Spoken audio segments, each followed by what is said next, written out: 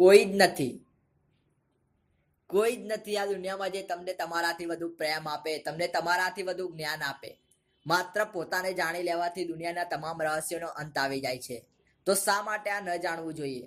સમય થોભતો નથી, તે સતત ચાલતો જાય છે. આ સર્વે જગત ગતિમાન છે, કોઈ કોઈના માટે થોભતું નથી. દરેક માણસ પોતાનું કાર્ય પૂર્ણ થતા તરત જ ચાલ્યા જાય છે. જેમ સૂર્ય પોતાના સમયે આથમી જાય છે, રાત્રિ થતા જ તારા દેખાવા માંડે છે અને ચંદ્રની શીતળ છાયા પણ આવીને જતી રહે છે.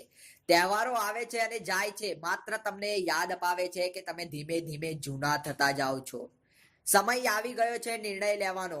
નિર્ણય તો લેવો જ પડશે, કારણ કે તમારો આજે લીધેલો નિર્ણય તમારી કાલ જરૂર બદલશે, પરંતુ કાલ પર છોડેલો નિર્ણય તો કદી સફળ થશે જ નહીં. કારણ કે કાલ તો ક્યારેય આવતી જ નથી. કાલ તો છે જ નહીં અને ન ક્યારે હતી. જ્યારે પણ આવે છે માત્ર અને માત્ર આજ જ આવે છે. ઉઠ, વિચાર અને નિર્ણય લે. તું એકવાર ચાલવાનું શરૂ તો કર, મંજિલ આપોઆપ બની જશે. તું કાંઈ ન કરી શકે તો પણ ચાલશે, પણ મારા કીધેલા બે કાર્યો તો કરજે. કુદરતને ધ્યાનથી જોજે અને ધ્યાનથી સાંભળજે. બધા જ જવાબ આસાનીથી મળી જશે. ના કોઈને પૂછવાની જરૂર છે, ના કોઈને સમજાવવાની. સર્વે જવાબ આમાંથી મળી જશે. જો વિશ્વાસ ના હોય તો તપાસી લે આ ઇતિહાસ. સર્વે કુદરતનું જ નિરીક્ષણ કર્યું છે. પછી એ ભગવાન બુદ્ધ, આઈન્સ્ટાઈન, ન્યૂટન, વિવેકાનંદ, શંકરાચાર્ય જેવા મહાનુભાવો સર્વે આ જ કર્યું છે. સમજાય તો સમજી લેજો. તારા વિચાર પર ધ્યાન રાખ, એને તું હલકો ના માનીશ.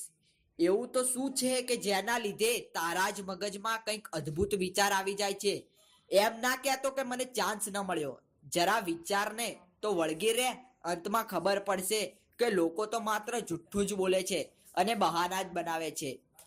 આ કુદરતે બધાને માગ્યા વગર વિચારવાની શક્તિ આપી છે, તો માત્ર વિચારોનું જ ધ્યાન શા માટે ન રાખે?